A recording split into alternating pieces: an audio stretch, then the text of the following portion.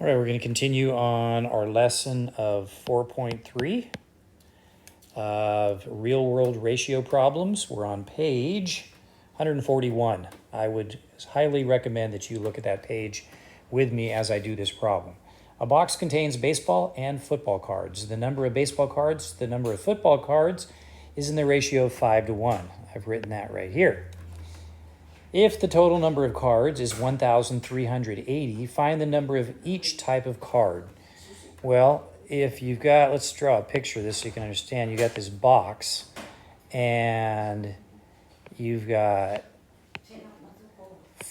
baseball cards in this section, baseball cards in this section, baseball cards in this section, baseball cards in this section. That's 5 sections with baseball cards and 1 section with football cards.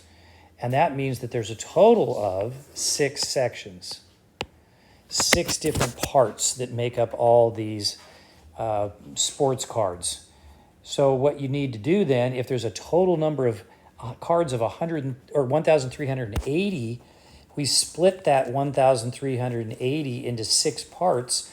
We'll know what each one of these parts are, and we can figure out how many cards of each that they have. So let's do 1,380 divided by 6. 6 times 2 is 12.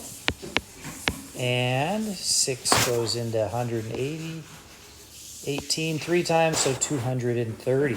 So each section is 230. To figure out the baseball cards, just simply multiply the 230 times the 5 sections that are baseball cards.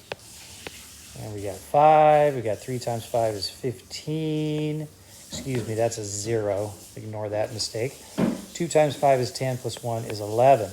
So there are 1,150 baseball cards. Ooh, sorry about my sloppy writing here. And there are obviously 230, because there's 1 section of the football cards. All right, there you have it.